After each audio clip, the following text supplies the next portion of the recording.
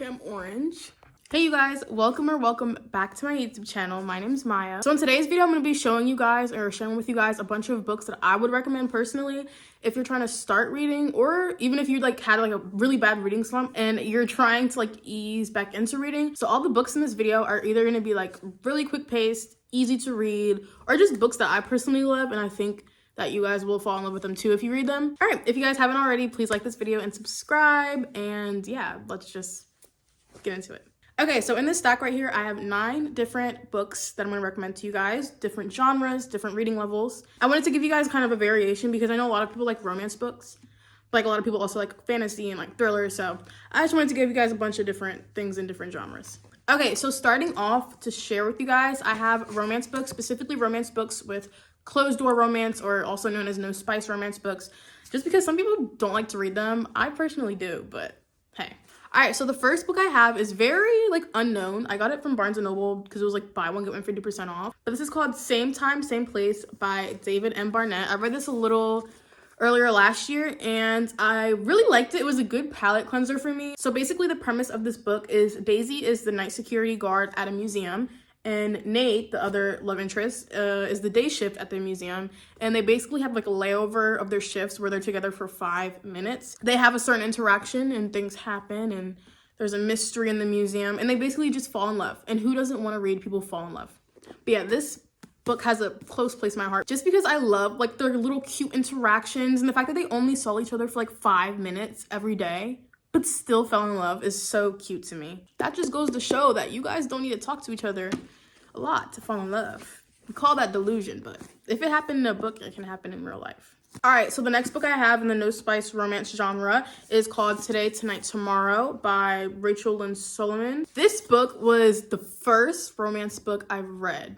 I think I read this years ago. So basically, these two high school students, they're academic rivals. And if I remember correctly, I think they're competing to become valedictorian for their class, and hence the name Today, Tonight, Tomorrow. They fall in love within Today, Tonight, Tomorrow, and it's so cute because they figure out they have so much in common. I mean, obviously they're both really smart, so they figure out all the cute little things that they know about each other, because when you're enemies, you have to know them to an extent to be enemies, you know what I mean? So it's really cute to see them unravel their history and all the moments where they both were wow, she's actually kind of amazing, or wow, he's so hot.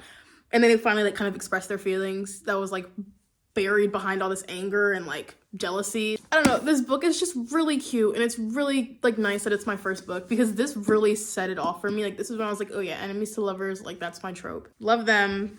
These two, so cute. I love spice, but sometimes a non-spice book is good. Okay, so sticking on the romance section, these books do have spice, so note that. All right, so this book is The Deal by Elle Kennedy. Most of you guys probably heard of this book. This book is extremely popular on booktok. I know what you guys are thinking. There's a human on the cover. Ew. I thought that too, but I still got it because I kept seeing TikToks about it and I fell in love. I can't even express the love I have for this book. This is my first read of 2023. Literally read it in one day, one sitting, one day. And Garrett and Hannah's love story in this book is just so beautiful. You know what I mean? It's so beautiful, and Garrett is so understanding and caring, and this book has smut and romance obviously, but it also has a plot, and it's a really sentimental plot, and it's just beautifully written.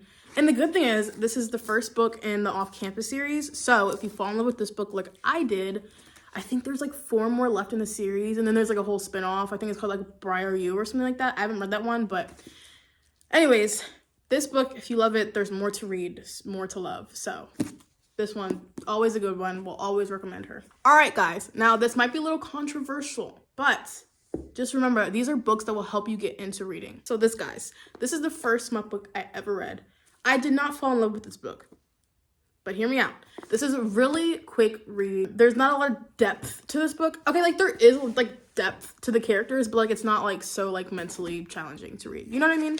The tropes are really good. I mean, it's enemies to lovers, brother's best friend, so it's forbidden. I feel a lot of people dislike this book because it gets straight to the point. But that's why I'm recommending it for this video, because you're not going to read 150 pages waiting for them to make eye contact. It's very straightforward. They fall in love, you know how it's gonna end, but that's the comforting part about reading enemies to lovers, just tropes you're very familiar with. You just know how it's gonna end.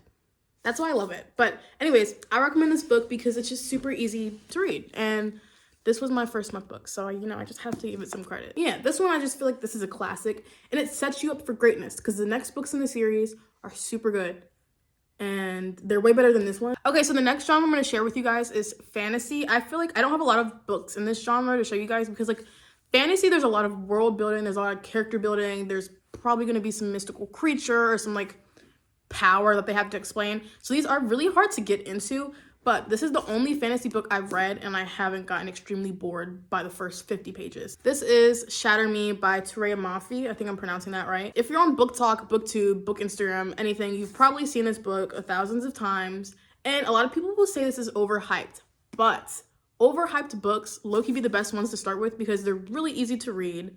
They're really easy to get. This book particularly doesn't have a lot of world building. It's very like straight to the point as well. Very quick paced. And when I say quick paced, I mean like some of the chapters are literally like 1-2 pages. Ignite Me, I think it's like the third book, is the best one by far. So once again, if you read this book, I'm setting you up for greatness because there is better to come in the series. Basically, this girl named Juliet, she was taken as a young child by the reestablishment. She can't touch anybody without killing them. But she meets some friends along the way. She meets some guys along the way. And when I tell you, the man in this book, the love interest in this book has me on my knees. So unfortunately, that's the only book I have in like the fantasy genre. I just haven't read a lot of fantasies personally. So there's probably a bunch out there that are good for like if you're trying to start out. I'm not attracted to fantasy. I like me some romance. So anyways, last and final genre I have for today's video is thriller, mystery-ish kind of books. All right, so the first two I'm going to share together just because they're by the same author, and that author is Jennifer Lynn Barnes. So this one's The Inheritance Games, and this one is The Naturals, and these are both part of series. I guess I'll start with Inheritance Games. Okay, so this book basically follows this high schooler. Her name is Avery, and this Avery is just a normal high school student. And one day, this guy named Tobias Hawthorne dies and leaves her his entire fortune. Note, she doesn't know the man. She's never seen the man. She's never even heard of the man, I don't think. And he just leaves her his whole entire fortune. So the catch is she has to move into this mansion. And this mansion is full of like secret passages and riddles. And basically she's trying to figure out why the heck did this guy give me this fortune while he had tons of other kids, grandkids, whatever, to give the fortune to. So this is a really good one. I'm pretty sure this book has like a 3-page chapter. So that's really good. Lots of plot twists, turns, fun. It's a very fun read. Same with The Naturals. I love Jennifer's writing so much. It's so readable. And they are young adult, which also makes them easier to read. But all of her books I can finish in one sitting. So basically The Naturals follows this young girl named Cassie. And Cassie has like this special ability, like where she can profile people just by like looking at them and looking at their day-to-day actions. You know what I mean? Like it's kind of like Criminal Minds type beat, but like teenagers. You know what I mean? And basically she gets invited to live in this house with a bunch of other teenagers with the same abilities. This one girl has like a crazy ability to like she's really good with numbers and statistics and all that stuff. And basically in this house they're working on cold cases that haven't been solved until they work on this one particular case. Secrets get untold, bunch of things, bunch of plot twists, and it's just really good. It's really interesting, and it kept me at the edge of my seat, honestly, the whole time while reading it. So these two are super good books to read, super quick pace. I cannot stress that enough. She's such an amazing writer.